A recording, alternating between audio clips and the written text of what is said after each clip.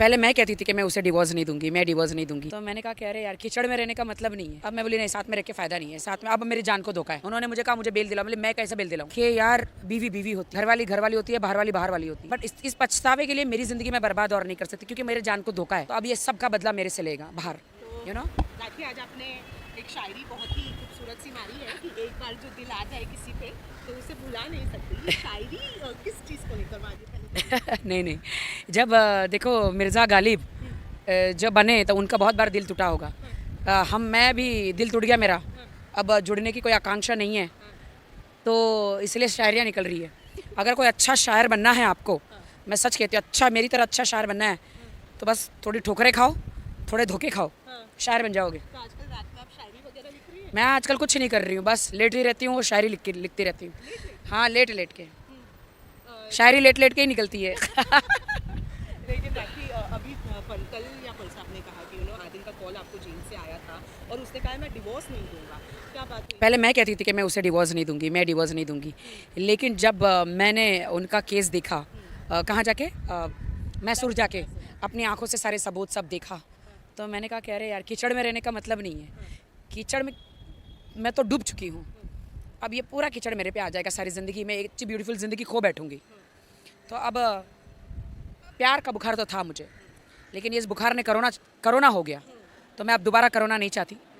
इसलिए मैंने कहा कि चलो भाई, पहले मैं मना करती थी डाइवोर्स नहीं दूंगी। अब मैं बोली नहीं, साथ में रह के फ़ायदा नहीं है, साथ में अब मेरी जान को धोखा है, क्योंकि ये 3 महीने से अंदर ही है ना, 2-2.5-3 महीने से अंदर ही है।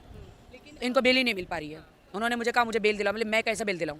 आपको मुंबई से बेल मिल गई है, लेकिन वहाँ पे वो ईरानी लड़की को बोलना पड़ेगा आपको बेल के लिए, मैं कुछ नहीं कर सकती। लेकिन जब तक आप डिवोर्स नहीं देना चाहते थे तब तक तो ठीक था, लेकिन आज जब आदिल ने कहा कि उन्हें डिवोर्स नहीं देना है तो दिल में थोड़ी सी खुशी हुई कि जो चीज़ बहुत खुशी हुई, मुझे बहुत खुशी हुई कि उसे महसूस कराया अल्लाह ने कि यार बीवी बीवी होती है, घर वाली होती है, बाहर वाली होती है।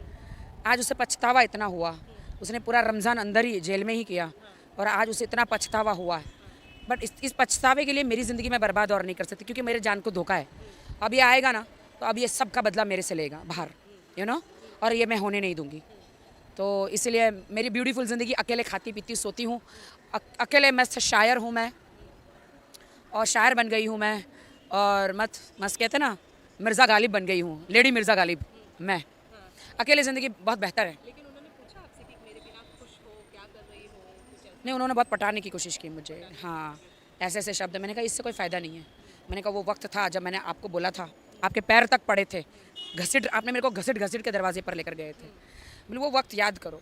बोलता तब मैं भटक गया था उन लड़कियों में, वो लड़कियों ने मुझे अपने काबू में कर लिया था। मैंने कहा एक्सक्यूज़ मी, बोले मेरे पास इतने आदमी लोग हैं मुझे काबू में करना चाहते हैं, अगर यही सब चीज़ें मैं करके आती कि आप मुझे अपनाते?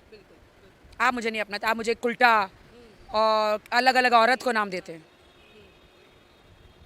कहते हैं ना कि लाइफ इज़, क्या बोलूँ मैं अभी आपको।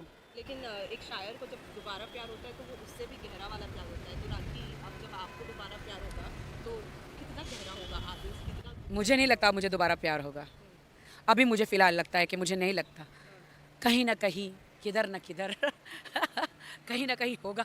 वो कहाँ होगा मुझे नहीं पता, मुझे नहीं पता, सच में मुझे नहीं पता। अभी तो मैं मस्त मौला अकेले जीना चाहती हूँ, अकेले रहना चाहती हूँ, मुझे किसी प्यार में नहीं पड़ना। आप देखो ना, मैं एक ज़िंदा लाश, आप ऊपर से नीचे तक आप मुझे देखो, मैं एक ज़िंदा लाश हूँ। मैं एक ऐसी ज़िंदा लाश, चलती फिरती लाश हूँ जिसके सीने में दिल नहीं है। मैं कुछ महसूस नहीं कर सकती हूँ। मेरे जो हालात हैं वो किसी के ना हो, ना मैं खाती हूँ, ना मैं पीती हूँ, ना मैं कुछ महसूस कर पाती हूँ।